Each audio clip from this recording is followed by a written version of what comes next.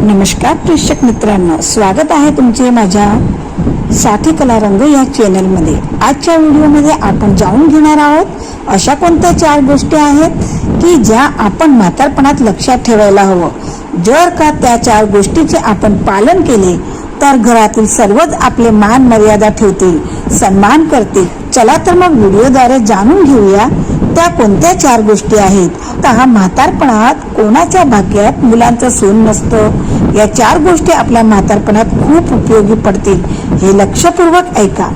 प्रत्येकाच्या आयुष्यात म्हातारपण नक्कीच येतं, मग तुम्ही श्रीमंत असो किंवा गरीब असो, बुद्धिमान असो किंवा मूर्ख असो, सुंदर असो व कुरूप, कमजोर असो किंवा ताकदवान असो, म्हातारपण कधीही दया करत नाही, ही सत्यता आहे। आणि हेही सत्य आहे की म्हातारपण जेव्हा येतं तेव्हा नजरेसोबत बुद्धीही मंद होत जाते, त्यामुळेच माणसात चिडचिडेपणा येतो। अशा वेळी घरात वाद होण्याची शक्यता जास्त वाढते।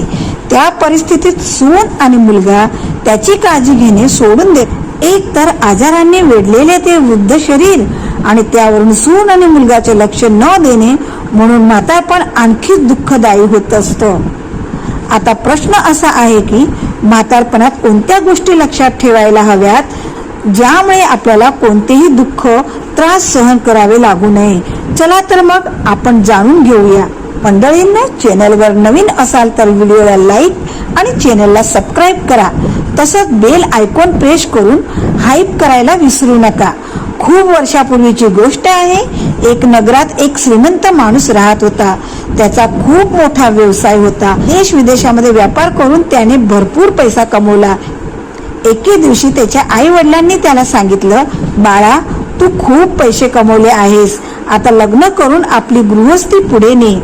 आम्ही आता वृद्ध झालो आहोत, मरण्यापूर्वी नातवंडाचे सुख मिळेल तर आयुष्यातील सर्व इच्छा पूर्ण होतील।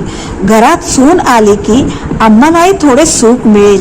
एक गोष्ट सांगतो प्रेक्षक मित्रांनो, या जगाचा एक नियम आहे की कोणतेही सुख आपल्याला तेव्हाच सुख वाटते जोपर्यंत ते आपल्यापासून दूर असते।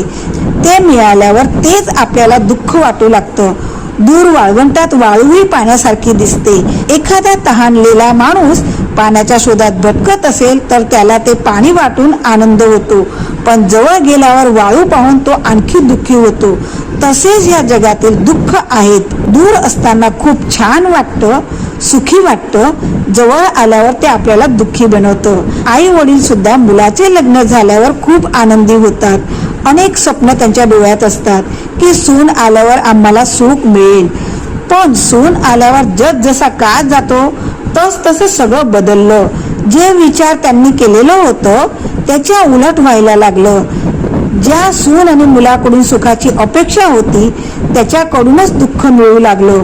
मग ते आपल्या दुर्दैवाला दोष देऊ लागतात। समजत नाही की दोष सून आणि मुलात आहे की स्वतःमध्ये आहे। जी सासू सून येतात सुख आनंद साजरा करत होती, शेजाऱ्यांमध्ये तिची स्तुती करत होती, तीच सासू 2-4 वर्षांनी त्या सुनेची निंदा करू लागते।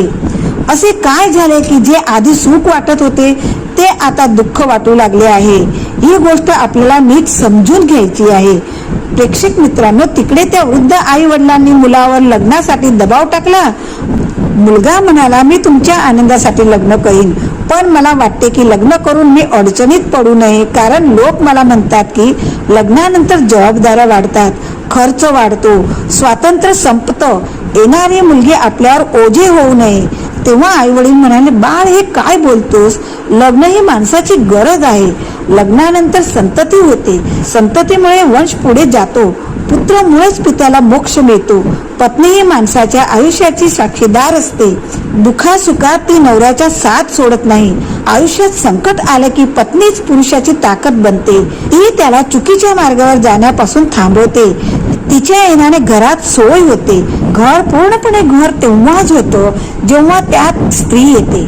आई वडिलांनी समजवले तेव्हा मुलगा लग्नासाठी तयार झाला। त्यांनी त्याच्यासाठी एक चांगली मुलगी पाहून लग्न लावून दिले। सुंदर आणि संस्कारी पत्नी मिळाल्याने मुलगा खूप आनंदी झाला आणि त्याचे आई वडील सुद्धा खूप खुश होऊ लागले।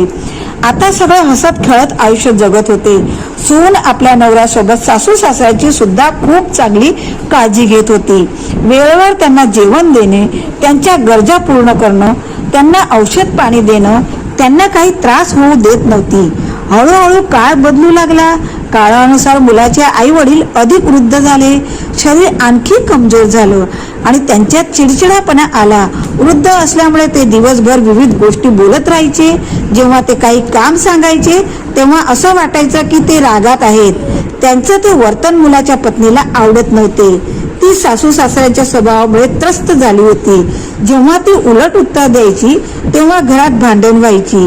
संध्याकाळी तिचा नवरा घरी आला की ती त्याला सर्व सांगायची की तुमचे आई वडील रोज काही ना काही कारणाने माझ्याशी भांडत असतात. जर असेच चालू राहिले तर मी एखाद्या दिवशी हे घर सोडून जाईन. आता मला त्यांचे बोलणे सहन होत नाही. पत्नीचे बोलणे ऐकून मुलगा आई वडिलांना समजवतो की तुम्ही दोघे आपल्या सुनेशी असे का वागतात. तेव्हा त्यांचे आई वडील म्हणाले, बाळ, तुझी पत्नी आमच्याशी विनाकारण भांडत असते. आम्ही काय काम सांगितले तर ती ऐकतच नाही. 1-2 तासानंतर ती आमची ऐकते. मुलगा जेव्हा आपल्या आई वडिलांचं ऐकायचा तर तो आपल्या पत्नीवर आरोप करत असे आणि पत्नीचे ऐकत असे तर तिथे आई वडिलांची चुका काढत बसत असायचा. मुलगा खूपच त्रस्त झाला होता. शेवटी कोणात कमी काढावी कोणाला समजत नव्हते. रोजच्या भांडणामुळे त्याची पत्नीही कंटाळली होती. काही दिवस ती आपल्या सासू सासऱ्यांच्या वागण्याला सहन करत राहिली, पण जेव्हा तिच्याकडून सहन झाले नाही तेव्हा ती रुसून आपल्या आई वडिलांच्या घरी निघून गेली. आपल्या मुलीला जेव्हा तिच्या वडिलांनी पाहिले की ती एकटी सासरहून आली आहे तेव्हा वडिलांना समजले की नक्कीच माझी मुलगी सासरी काही भांडण करून आली असेल. त्यांनी विचारलं, मुलगी, काय झाले? तू जावयांसोबत का आली नाहीस? एकटी येण्याचे कारण काय आहे? तेव्हा मुलीने संपूर्ण गोष्ट आपल्या आई वडिलांना सांगितली आणि म्हणाले, बाबा, आता मी निर्णय घेतला आहे की जोपर्यंत माझे वृद्ध सासू सासरे त्या घरात राहतील तोपर्यंत मी सासरे जाणार नाही. रोजच्या भांडणामुळे माझे जीवन अगदी नरकाप्रमाणे झाले आहे. तिथे राहून माझा सास घुरमडतो. मी मरू शकत नाही आणि जगूही शकत नाही. मी आता तिथे जाणार नाही. मुलीचे बोलणे ऐकल्यानंतर तिच्या आई वडिलांनी तिला सांगितले, मुलगी, तू आलीस ते बरोबर आहे. हे तुझेच घर आहे. आरामात राहा. पण आम्हाला माहित आहे की कोणत्याही मुलीचे आयुष्य वडिलांच्या घरी जात नाही. जोपर्यंत मुलीचे लग्न होत नाही तोपर्यंत मुलीचे घर आई वडिलांचे घर असते. पण जेव्हा तिचे लग्न होते तेव्हा सासरचेच तिचं खरं घर असतं. त्यामुळे आम्ही तर एवढेच म्हणू की जसे जमेल तसे दुःख त्रास सहन करत तुला तुझ्या घरीच राहायला हवे. प्रत्येक माणसाच्या आयुष्यात ह्या गोष्टी होतच असतात, तर त्याने घाबरून जाऊ नये. जर तू सासू सासऱ्यांमुळे त्रासून आली असेल तर मुलगी माझी, एक गोष्ट नीट ऐक. ते वृद्ध झाले आहेत. वेळेनुसार त्यांची विचार करण्याची आणि समजण्याची शक्ती कमी झाली असेल. तुला त्यांच्या गोष्टी सहन करायला हव्यात. वृद्ध लोक काहीही बोलू शकतात. त्यांच्या बोलण्याकडे लक्ष देऊ नकोस. तेव्हा मुलगी म्हणाली, बाबा, तुमच्या बोलण्याशी मी सहमत आहे, पण कितपत सहन करू? सहन करायलाही एक मर्यादा असते ना. जर ते माझ्याकडून वेळेवर जेवण मागतात, वेळेवर काम सांगतात आणि मी करत नाही तर माझी चूक आहे. मी त्यांचे प्रत्येक काम वेळेवर करते तरीही ते मला वाईट बोलतात आणि काही वेळेस टोमणे मारून त्रास देतात. एवढेच नाही तर माझ्याबद्दल लोकांमध्ये वेगवेगळ्या गोष्टी सांगतात आणि म्हणतात की आमच्या घरात जी सून आली आहे तिचे वर्तन चांगले नाही. ते म्हणतात की आमचा मुलगा इतका कमवतो तरी आमची सून आम्हाला काही खायला देत नाही. अशा प्रकारच्या गोष्टी ते गावकऱ्यांना सांगतात आणि नेहमीच माझ्या बनवलेल्या जेवणात उणे दुखणे काढतात. लोकांना सांगतात की आमच्या सुनेला स्वयंपाक करता येत नाही, ती आम्हाला वेळेवर जेवण देत नाही, म्हणून आम्ही दोघे वेळेआधीच म्हातारे झालो आहोत. आणि त्यांच्या गोष्टीवर गावकरी सुद्धा विश्वास ठेवतात. आता अशा परिस्थितीत तुम्हीच सांगा की मी त्यांना जेवण का देणार नाही? मी त्यांना का मारेल? जेव्हा वडील आपल्या मुलीच्या गोष्टी ऐकतात तेव्हा त्यांना खूप दुःख होतं. मुलीला म्हणतात, मुली, तू चिंता करू नकोस. या बाबतीत मी तुझ्या सासरी जाऊन तुझ्या सासू सासऱ्यांशी आणि तुझ्या पतीशी बोलेन आणि त्यांना विचारेन की ते तुझ्याशी असे का वागतात. प्रेक्षक मित्रांनो, दुसऱ्या दिवशी मुलीचे आई वडील तिला घेऊन सासरी जातात. सासरी पोचल्यावर त्यांना जावई भेटत नाही, पण सासू सासरे घरीच होते. मुलीचे आई वडील दोघेही मुलीच्या सासू सासऱ्यांसमोर ही गोष्ट मांडतात. पण ते लोक आता म्हातारे झाले होते आणि त्यांच्यामध्ये समजूतदारी नावाची काही गोष्टच उरली नव्हती. उलट ते दोघे मुलीच्या आई वडिलांशी भांडू लागतात. मुलीच्या आई वडिलांनी खूप समजवले, पण काही उपयोग झाला नाही. जेव्हा बोलण्याने काही निष्पक्ष झाले नाही, तेव्हा मुलीचे आई वडील तिला घेऊन दुखी मनाने आपल्या घरी परत निघाले. परत जात असताना वाटेत त्यांना एक संत महात्मा दिसले. त्यांच्या हातात कमंडल होते आणि त्यांची लांब पांढरी दाढी होती. जेव्हा मुलीचे आई वडील त्या महापुरुषांजवळ पोहोचतात, तेव्हा त्यांना सगळं कळते की ते महात्मा खूप सिद्ध संत होते. मुलीच्या आई वडिलांनी महात्मांना नमस्कार केला आणि त्यांच्या चरणाजवळ बसले. जेव्हा साधू महाराजांनी विचारले, मुला तुझी काय अडचण आहे, तेव्हा मुलीचे आई वडील म्हणाले, महाराज मी खूप मोठ्या अडचणीत सापडलो आहे. मला समजत नाही की मला काय करायला हवे. तेव्हा साधू महाराज म्हणाले, बाळा तुला जी काही अडचण आहे ती मला स्पष्टपणे सांग. मी तुझ्या अडचणीचे काही ना काही समाधान नक्कीच काढेल. तेव्हा मुलीचे वडील म्हणाले, हे गुरुदेव, काही वर्षापूर्वी मी माझ्या मुलीचे लग्न याच गावात लावून दिले होते. लोक खूप श्रीमंत आहेत. ज्या मुलीशी आम्ही आमच्या मुलाचे लग्न केले तो मुलगा व्यवस्थित आहे, पण त्यांचे आई वडील व्यवस्थित नाहीत. ते वृद्ध झाले आहेत. वृद्ध असल्यामुळे रोज माझ्या मुलीला त्रास देतात. माझ्या मुलीबद्दल गावकऱ्यांसमोर चुकीच्या गोष्टी बोलतात.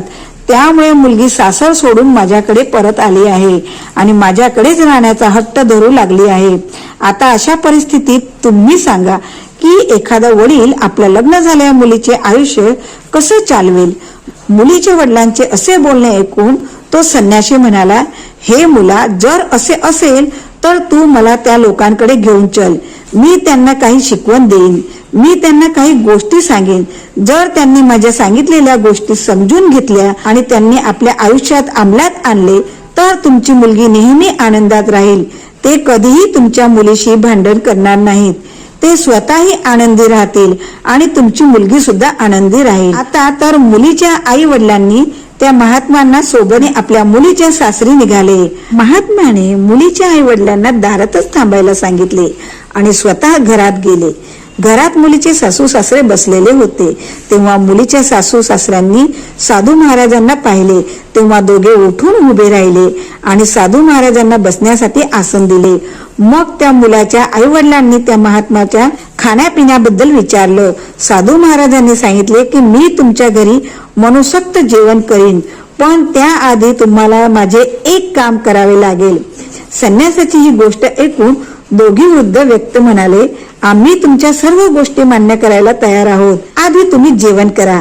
महात्मा म्हणाले, नाही, आधी तुम्ही माझ्या गोष्टी लक्षपूर्वक ऐका, त्यानंतरच तुम्ही मला तुमच्या घरचे जेवण द्या.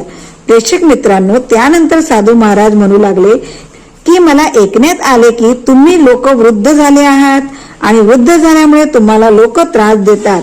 घरात तुमची सूनही तुम्हाला खूप त्रास देते. साधू महाराजांची ही गोष्ट ऐकून दोघे पती पत्नी म्हणाले, हे गुरुदेव तुम्ही बरोबर ऐकले आहे. आम्ही दोघे आता वृद्ध झालो आहोत आणि आमची सून आमची कदर करत नाही. ती नेहमीच आम्हाला त्रास देत असते.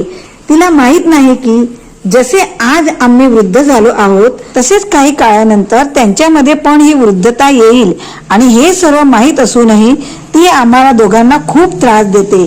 तेव्हा साधू महाराज म्हणाले, तुम्ही चिंता करू नका, मी तुमच्या सर्व समस्या दूर करीन, पण त्यासाठी तुम्हाला माझ्या काही गोष्टी मान्य कराव्या लागतील. जर तुम्ही या गोष्टी मान्य केल्या आणि तुमच्या जीवनात उतरविल्या तर मग पहा तुमचे दिवस किती आनंदात आणि सुखात जातील. मी तुम्हाला सुखी राहण्याच्या 4 गोष्टी सांगत आहेत, ज्यांना तुम्ही आपल्या जीवनात अंगीकार केलात तर तुम्ही नेहमी आनंदात राहू शकता आणि कधीही तुमची सून किंवा तुमचा मुलगा तुम्हाला त्रास देणार नाही. मंडळींनो, इतके सांगितल्यानंतर महात्मांनी त्या वृद्धांना उपदेश द्यायला सुरुवात केली. मंडळींनो, लक्षपूर्वक ऐका. त्यांनी पहिली गोष्ट सांगितली की तुम्हाला नेहमी हे लक्षात ठेवावे लागेल की बोलताना आपल्या शब्दावर लक्ष द्या, आपल्या वाणीवर लक्ष द्या. कारण तुमच्या वाणीमध्ये इतकी शक्ती आहे की तुम्ही तुमच्या वाणीने कोणाचेही मन जिंकू शकता आणि तुमच्या वाणीने कोणालाही दुखवू शकता. आणि म्हणूनच तुम्हाला तुमच्या वाणीवर लक्ष द्यायचे आहे. जर तुम्ही माझ्याशी बोलत आहात आणि माझ्याशी बोलण्याची पद्धत योग्य नाही तर मी तुमच्यावर रागवून निघून जाईन. मी तुमच्याशी जोडला जाऊ शकणार नाही. मी तुम्हाला हे सांगू इच्छितो की तुम्ही तुमचे शब्द विचारपूर्वक बोला आणि आपल्या वाणीमध्ये गोडवा आणा. कारण विद्वान लोक म्हणतात की ज्यांच्या वाणीमध्ये गोडवा नाही ही वाणी विषासारखी असते. जर तुम्हाला वाटत असेल की तुमची वाणी विष उगळते तर बोलण्यापेक्षा शांत राहणे चांगले. आणि बोलायचीच असेल तर आधी विचार करा की मी जे बोलतो आहे ते समोरच्या व्यक्तीला कसं वाटेल, त्याला काही नुकसान तर होणार नाही ना. माझ्या या बोलण्याने समोरच्याला काय फायदा होईल हे सर्व विचार करून आपले शब्द इतरांसमोर मांडावेत. मला माहित आहे की मनुष्य जेव्हा वृद्ध होतो तेव्हा शरीरात अनेक प्रकारचे आजार येतात. त्याला वाटते की तो बरोबर बोलतो पण समोरच्याला त्याचे शब्द नेहमी दुखवतात. दोन्ही वृद्ध दाम्पत्यांनी साधू महाराजांचे हे बोलणे ऐकले आणि म्हणाले, ठीक आहे, आजपासून आम्ही तुमच्या या गोष्टीचे पालन करू आणि ज्या गोष्टी बोलू तेव्हा विचारपूर्वक बोलू. तेव्हा साधू महाराज म्हणतात, ठीक आहे. आणि त्यानंतर साधू महाराज दुसरी गोष्ट सांगतात. दुसरी गोष्ट अशी सांगतात की आपण काही मागायची असेल तर योग्य वेळी मागायला हवे. आपल्याला दुसऱ्यांच्या वेळेची आणि परिस्थितीची जाणीव ठेवायला हवी. समजा जर तुम्हाला भूक लागली आहे आणि त्यावेळी सून जेवण बनवत असेल तर त्यावेळी तुम्ही जेवण मागितले तर आता तुम्ही ओरडत राहाल तर तिकडे सुद्धा सुनेला राग येईल आणि तुम्हालाही वेळेवर जेवण मिळणार नाही. अनेकदा असंही होतं की तुमची सून काही कामानिमित्त बाहेर गेली असेल किंवा घरी नसेल. तुम्ही काही वस्तू मागत असाल पण तुमचा आवाज तिच्या कानापर्यंत पोहोचला नसेल. अशा परिस्थितीत तुमची सून तुम्हाला ती वस्तू देऊ शकणार नाही. कधी कधी तिची तब्येत बिघडलेली असते आणि आजारी असतानाही ती तुमच्या मागणी अनुसार लगेच ती वस्तू आणून देऊ शकत नाही. अशा वेळी तुम्ही त्या गोष्टीवर कधीही रागवू नये. आता तुम्ही म्हणाल की तुमची सून तुमचं ऐकतच नाही, ती कसं ऐकेल? आजारी माणूस लगेच कोणतेही काम करू शकत नाही आणि म्हणूनच तुम्ही वेळ आणि परिस्थिती समजून घेतली पाहिजे की आपण कधी काय मागत आहोत आणि ज्याच्याकडे आपण मागत आहोत तो त्यावेळी देण्याच्या स्थितीत आहे की नाही. मंडळींनो, महात्माजींची दुसरी गोष्ट ते दाम्पत्याने खूप लक्षपूर्वक ऐकली आणि म्हणाले, महाराज, आजपासून आम्ही ही गोष्टही लक्षात ठेवू की आम्ही जेव्हा काही मागू तेव्हा आधी पाहू की आमची सून ती वस्तू देण्याच्या परिस्थितीत आहे की नाही, तेव्हाच ती वस्तू मागू. तेव्हा साधू महाराज म्हणतात, आता मी तुम्हाला तिसरी गोष्ट सांगतो. अनेकदा जेवणात काही कमी पडते, जेवण तुमच्या मनाप्रमाणे बनत नाही, तेव्हा त्यावेळी जेवण बिघडल्यावर त्यावरून भांडू नये. समजा तुमची सून जेवण बनवत आहे आणि तिचं लक्ष दुसरीकडे गेलं कारण घरगुती जीवनात खूप काम असतात. अशा वेळी स्वयंपाक करताना मीठ कमी जास्त होऊ शकतं, मिरची कमी जास्त होऊ शकते, पोळी जळू शकते. तिने तेच जेवण दुसऱ्या समोर वाढले, तुम्ही ते जेवण चाखाल, ते चाखताच तुम्ही चेहरा वाकडा करू लागतात आणि म्हणतात की जेवणात काही चव नाही. विविध प्रकारचे दोष काढू लागतात. त्यामुळे तुमचे शब्द तुमच्या सुनेला खूप वाईट वाटतील. ती त्याला आपला अपमान समजेल. तुमच्या बोलण्याने तिला दुखापत होईल. भाऊ, चुका तर सगळ्यांकडून होतात. जेव्हा तुम्ही तरुण होता तेव्हा स्वयंपाक करताना तुमच्याकडूनही चुका झाल्या असतील. मग तुमच्या आई वडिलांनी तुमच्याशी अशाच वागणूक केली होती का? समजा जर तुमच्या आई वडिलांनी तुम्हाला अशीच वागणूक दिली असेल तर त्यावेळी तुम्हाला कसं वाटलं असेल? म्हणून आपण इतरांच्या कामात दोष काढण्यापासून दूर राहायला हवं. मग ती स्त्री असो की पुरुष असो, चुका सगळ्यांकडून होतात. स्वयंपाकात थोडीफार चूक झाली तर आपण ती सहन करायला हवी आणि आपल्या सुनेला सांगायला हवं की बाळा, आज जेवणात ही वस्तू कमी आहे, पुढच्या वेळी याच्याकडे लक्ष दे. जर तुम्ही हे प्रेमाने सांगाल तर ती त्या गोष्टीकडे लक्ष नक्कीच देईल आणि तुमच्या शब्दामुळे तिला दुःखही होणार नाही आणि ती विचार करेल की आमचे सासू सासरे खूप चांगले आहेत की आम्हाला काही असेल तर प्रेमाने समजावून सांगतात. जर तुम्ही तिच्या जेवणात रोजचे दोष काढत असाल त्यामुळे तिला खूप त्रास होत असेल आणि म्हणूनच ती गोष्ट टाळाटाळ करते आणि असं ऐकल्याने घरात भांडण होतात. कधीतरी जेवण बिघडलं तरी तुम्ही शांतपणे सहन केले पाहिजे आणि प्रेमाने समजवले पाहिजे. मंडळींनो, महात्माजींची तिसरी गोष्ट ऐकून ते वृद्ध दाम्पत्य म्हणाले, साधू महाराज, आम्ही तुमची तिसरी गोष्ट समजत आहोत, पुढे आम्ही याची सुद्धा काळजी घेऊ. तेव्हा महात्माजी त्यांना चौथी गोष्ट सांगतात. चौथी गोष्ट म्हणजे आपण आपल्या कुटुंबाच्या परिस्थितीबद्दल कधीही इतरांना सांगू नये. समजा तुमच्या कुटुंबात पैशाची कमतरता आहे, तुमच्या कुटुंबात भांडण होत असेल, तुमची सून चांगली नाही किंवा ती चांगलं जेवण बनवत नाही, ती तुमचं म्हणणं ऐकत नाही किंवा घरात कोणतीही समस्या आहे आणि तुम्ही ती समस्या इतर लोकांना सांगतात, असं वागणं अजिबात योग्य नाही. कारण बाहेरच्यांना जेव्हा तुम्ही तुमच्या घरात या गोष्टी सांगतात तेव्हा ते वरवर तुमच्याशी सहानुभूती दाखवतात. मग तुमच्या गेल्यानंतर तुमच्या पाठीमागे तुमची थट्टा करतात. तेच लोक तुमच्या गोष्टींना एकाचे 4 करून तुमच्या सून आणि मुलांना सांगतात आणि तुमच्या घरात आणखी कलह वाढेल. आणि सतत असे केल्याने तुम्ही तुमची सून आणि मुलाच्या नजरेत सतत खाली पडाल. म्हणून इतरांना आपल्या घरातील समस्या कधीही सांगू नये. यामुळे तुमच्या घरातील समस्या कमी न होता त्या आणखी वाढतील. तुमचा मुलगा समाजात जाण्यायोग्य राहणार नाही. जर तो कुठे समाजात उभा राहिला, एखाद्या पंचायतीमध्ये उभा राहिला, आपली काही गोष्ट मांडली, तर तिथे उपस्थित लोक त्याच्या तोंडावर सांगतील की तुमची धर्मपत्नी तुमच्या आईवडिलांशी असे वागते, तसे वागते, तुम्ही इथे आम्हाला उपदेश द्यायला आलात. जा, आधी तुमच्या घरातील समस्या सोडवा. म्हणून लक्षात ठेवा, आपल्या घरातील गोष्ट कधीही बाहेरच्यांना सांगू नये. अनेकदा तुमच्या घरातील भांडणं जेव्हा इतरांच्या कानावर जातं तेव्हा बाहेरचे लोक या संधीचा फायदा घेऊन तुम्हाला नुकसान पोहोचवतात. मित्रांनो, महात्माजींची चौथी गोष्ट ते दोन्ही वृद्ध नीट समजून गेले होते. ते म्हणाले, महाराज, आजपासून आम्ही तुमच्या या गोष्टीचाही आपल्या जीवनात उत्तम प्रकारे पालन करू. आमच्याकडून मोठी चूक झाली. आम्ही आमच्या घराबद्दल, आमच्या पैशाबद्दल, आमच्या सूनबद्दल या गोष्टी शेजार बाजारात सांगत होतो. आमच्याकडून चूक झाली, आम्ही बरोबर केले नाही. अनेकदा आम्ही रागात आमच्या गावात ही गोष्ट सांगितली की आमची सून चांगली नाही, आमच्या घरची परिस्थिती चांगली नाही, आम्हाला कधी वेळेवर अन्न पाणी मिळत नाही. या गोष्टी आम्ही संपूर्ण गावात पसरवल्या. तेव्हा महात्मा म्हणाले, तुमच्या ह्याच गोष्टी तुमच्या दुःखाचे कारण आहेत. जर तुम्ही घरच्या गोष्टी संपूर्ण गावात पसरवल्या तर एक ना एक दिवस तुमच्यावर अशी परिस्थिती येईल ज्यामुळे तुम्हाला दुःखी राहावे लागेल. म्हणून माझे ऐका, आजपासून घरातील गोष्ट इतरांसमोर कधीही शेअर करू नका. आणि जे मी सांगितलेल्या गोष्टी आहेत त्या तुम्ही तुमच्या जीवनात अवश्य पाळा. या तुमच्या म्हातारपणी खूप उपयोगी पडतील.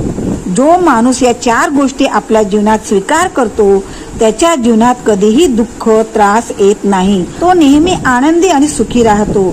त्याच्या घरात सदैव सुख शांती राहते. त्याची सून आणि मुलगा म्हातारपणे आपल्या सासू सासऱ्यांची खूप काळजी घेतात, त्यांचा सन्मान करतात, त्यांच्या सुख दुःखाची काळजी घेतात.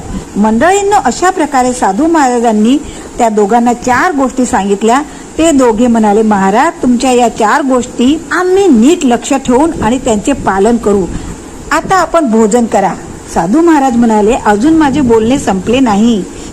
माझे बोलणे तेव्हाच संपेल जेव्हा तुमची सून आणि तुमचा मुलगा माझ्या समोर असतील. कारण त्यांनाही मला काही शिकवायचे आहे. काही गोष्टी मला त्यांनाही सांगायच्या आहेत. कारण टाळी एका हाताने कधी वाजत नाही. आणि म्हणूनच तुमच्या मुलाला आणि सुनेला बोलवा. त्यानंतर आपण जेवण करू. तेव्हा ते दोघे वृद्ध आपल्या मुलाला आणि सुनेला बोलवतात. ते दोघे साधूला प्रणाम करून त्यांच्या जवळ बसून बोलणे ऐकू लागतात. साधू महाराज म्हणतात, तुम्हीही काही गोष्टी ऐका, तुमच्या जीवनात खूप उपयोगी पडतील. असे म्हणून साधू महाराज त्या दोघा पती पत्नीला समजवत म्हणतात, बाळा, लक्षात ठेवा, कोणताही माणूस तरुण असतो तेव्हा त्याच्यामध्ये विविध प्रकारच्या शक्ती असतात. त्यावेळी तो खूप बुद्धिमान असतो. पण त्याने हे लक्षात ठेवायला हवे की जर त्याच्या घरी त्याचे वृद्ध आई वडील आहेत आणि त्यांनी त्याला काही सांगितले किंवा अशा काही गोष्टी सांगितल्या जी ऐकून वाईट वाटले. दुसरी गोष्ट म्हणजे तुमच्या आई वडिलांनी तुम्हाला रागवले किंवा मनाला ठेस लागेल असं काही सांगितलं किंवा विनाकारण तुमच्याशी भांडू लागले किंवा तुमच्या पत्नीला सांगितलं की जेवण चांगले बनले नाही, तर तुम्ही लोकांनी उलट उत्तर देऊ नका. त्यांची गोष्ट शांतपणे ऐकून घ्यायची आहे. तुम्ही विचार करायचा आहे की आपल्या काही चुकीमुळे जेवण बनवण्यात काही कमतरता राहिली असेल तर आधी ती सुधरवायची आहे. जर जेवण बनवण्यात काही कमतरता नसेल तर शांतपणे त्यांच्या गोष्टी सहन करायच्या आहेत, कारण म्हातारपणी ते काहीही बोलू शकतात आणि असेही नाही की म्हातारपणी ते नेहमीच चुकीचे बोलतील. जर तुम्ही काही चुकीचे काम करत असाल तर ते नक्कीच थांबवतील, कारण तुमच्यापेक्षा त्यांनी जास्त आयुष्य जगले आहे. त्यांच्याकडे जीवनाचा अनुभव जास्त आहे. त्यांना जास्त माहित आहे की कोणते काम तुमच्या हिताचे आहे आणि कोणते तुमच्या अहिताचे आहे. जर ते त्यांच्या अनुभवातून तुम्हाला एखाद्या कामासाठी थांबवत असतील तर त्यांच्या गोष्टीचे कधीही वाईट मानून घेऊ नका आणि त्या गोष्टीकडे कधीही दुर्लक्ष करू नका.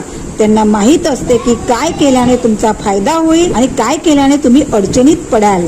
की आई वडील वृद्धाप्य काळात काहीही बोलू शकतात. आपण त्यांच्या बोलण्याचा राग धरू नये, कारण वृद्ध व्यक्तीची बुद्धी आणि लहान मुलांची बुद्धी यामध्ये फारसा फरक नसतो. जर ते आपल्याशी भांडतात किंवा काही बोलतात तर आपल्याला सहन करायला हवं, त्यांच्याशी भांडण करू नये. जर आपण त्याच्याशी भांडलो तर आपल्या आयुष्यातील अडचणी आणखी वाढत जातील. अनेक वेळा जेव्हा आई वडील वृद्ध होतात आणि त्यांची जीभ जास्त चालू लागते तेव्हा त्यांना कंटाळून सून आणि मुलगा विचार करतात की त्यांना एखाद्या अनाथ आश्रमात किंवा वृद्ध आश्रमात सोडून देऊ. लक्षात ठेवा, जर तुम्ही असे करत असाल तर त्याचाही विचार करा की भविष्यात तुम्हीही जेव्हा वृद्ध व्हाल आणि तुमची मुले असतील तेव्हा तुमची मुलेही तुमच्याशी तसाच व्यवहार करतील जसा तुम्ही आता करत आहात. आपल्या वृद्ध आई वडिलांमुळे जरी कितीही त्रास होत असला तरी आपण त्यांची नेहमी काळजी घेतली पाहिजे. जो व्यक्ती आपल्या वृद्ध आई वडिलांची काळजी घेत नाही तो नेहमी दुःखी राहतो. आणि हेही ऐका, जर तुमच्या आई वडिलांकडून काही चूक झाली असेल, त्यांनी कोणाला काही बोलले असेल किंवा तुमच्यापासून लपून कोणाला पैसे दिले असतील किंवा त्यांच्याकडून काही मोठी चूक झाली असेल तर असे काही नाही की तुम्ही आपल्या आई वडिलांना उलट सुलट बोलायला लागाल.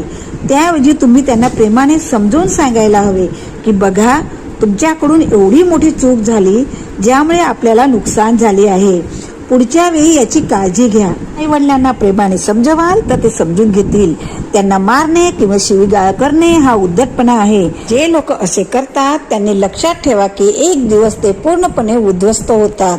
सुनांनी पण हे विचार करायला हवं की कधी कधी सासू सासरे छोट्या मोठ्या गोष्टी बोलतात, पण घरातील स्त्रिया छोट्याशा गोष्टीला वाढवून आपल्या नवऱ्याला सांगतात आणि रडायला लागतात. माहेरी त्याच गोष्टी वाढवून आपल्या आई वडिलांना भडकवत असतात, ज्याच्यामुळे अफवा पसरते आणि ती छोटीशी गोष्ट मोठ्या समस्येचे रूप घेते. प्रत्येक सुनेने हे लक्षात ठेवायला पाहिजे की ती आपल्या सासरच्या गोष्टी माहेरी तेव्हाच सांगाव्यात जेव्हा त्या खूप गंभीर असतील. एवढे सांगून साधू महाराज तिथून निघणार होते, पण पती पत्नी जे आता वृद्ध झाले होते त्यांनी सांगितले की साधू महाराज, तुम्हाला ते वचन आठवते ना जे तुम्ही येताना दिले होते? साधू महाराज म्हणाले, तुम्ही माझ्या समोर हे ठरवा की आजपासून तुम्ही तुमच्या सून आणि मुलाला कधीच त्रास देणार नाही. मुलीच्या सासू सासऱ्यांनी सांगितले, महाराज, आम्ही तुम्हाला वचन देतो, आम्ही तुमच्या बोलण्याचे पालन करू. मंडळींनो, त्यानंतर साधू महाराजांनी मुलगा आणि सुनेकडूनही वचन घेतले की आजपासून तेही आपल्या बाजूने वृद्ध आई वडिलांना कोणताही त्रास होणार नाही.